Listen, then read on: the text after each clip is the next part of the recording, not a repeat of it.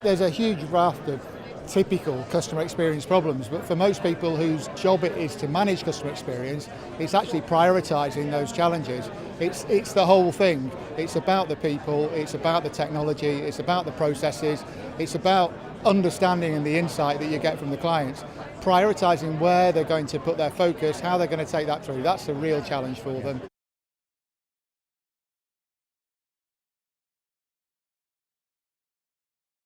Getting the insights right, that's really important, but then tying that back to their overall business strategy. Are they about long-term profitable growth? Are they about short-term revenue? Then that'll help them identify what the priority areas are and where to put that in. But to be honest, if you take a nice balanced approach, you look at the insight and getting that right, you're not going to go too far wrong.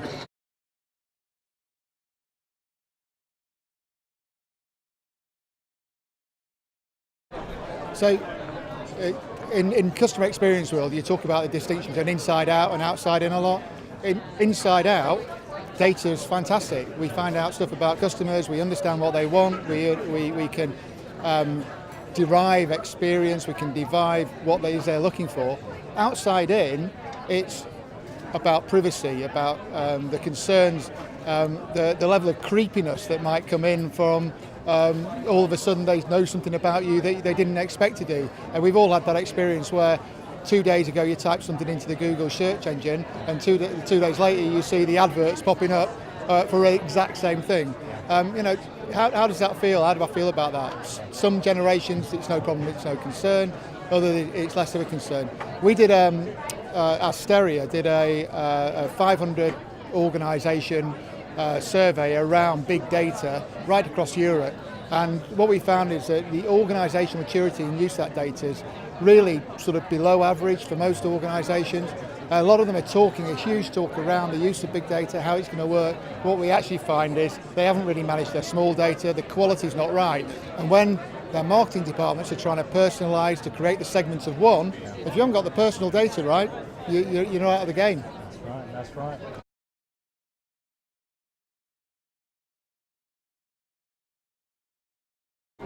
It's not been achieved in most circumstances. The challenges are manifold, but fundamentally go back down to that nobody wants to fix something that isn't deemed to be broken.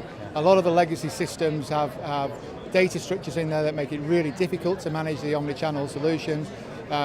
Putting over layers of new capability to the old systems is the way that most organisations are going about doing that. That works really well, but then you've got a bigger systems integration nightmare, actually tying that all back together. And then when you change the process again, you've then got to change the orchestrating solutions and the integration points. So all of those things make it very difficult.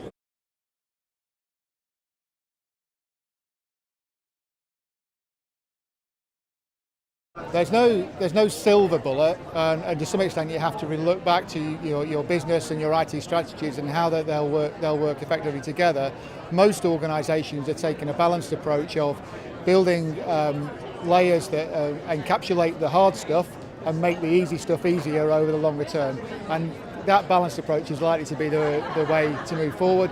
From a customer's perspective, and we should always put ourselves in those shoes, the real challenges that we find are actually I want to be able to operate across whichever one I want, but it isn't a structured customer journey. It could be anything at any time. I think the chaps from John Lewis today were saying that omnichannel is absolutely key to their strategy. If they don't get it right, then they'll cannibalise their business. They've got to grow in all of their channels, and they've got to be available for their customers at the space they want it and when they want it. But equally, the chaps from the railways, East Midlands Railways here today, was also saying, we've got a big lumpy investment to make. If we make that investment now to create the huge omni-channel experience that we want, we might be disadvantaging our existing customers right now for a future benefit later. So making those choices aren't easy, and it does have to link to your own business strategies.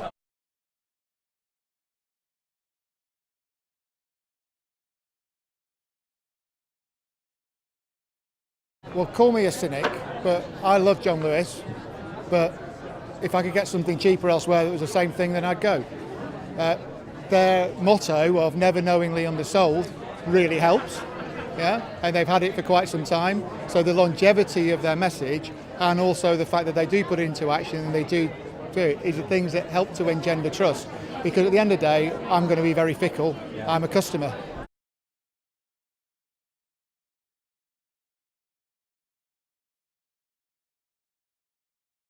It is absolutely about the relationship, but it's not the relationship between one organisation and another organisation. I don't think in the B2B world that trust ever really exists in many ways, otherwise we wouldn't have the depth of contracts that we have to put in place. However, the relation does exist at the individuals, and I've got a real concern that actually the process basis that a lot of organisations follow, particularly when they're doing business, means that their staff don't always have the ability to empower to make the right calls at the right times. And I think that most trust is engendered because actually you take away the issues associated with service, you preempt them, you think about them, and the customer doesn't even know that you've done an intervention to make things better because they were empowered to solve it, and you've made it all the way through to the end goal, which is the customer's received no service. The customer has achieved their goal, and all of a sudden you're the one that's provided it. Fantastic.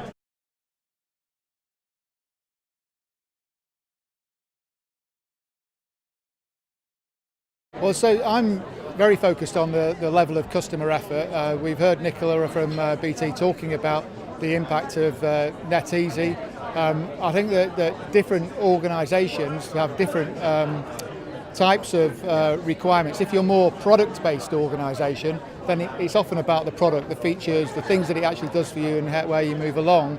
But if you're very much a service-based organisation, the value of what you do is in how you do it over a period of time, and people need to coming back to you for those services, then the easiness is actually much more important. So trying to get that balance right between the promoter type scores, which maybe are very focused on I got something, it worked, brilliant, tell everybody about it, and the easy scores, which I think are much more focused on the accessibility of service and the ongoing good service over a period of time. Yeah.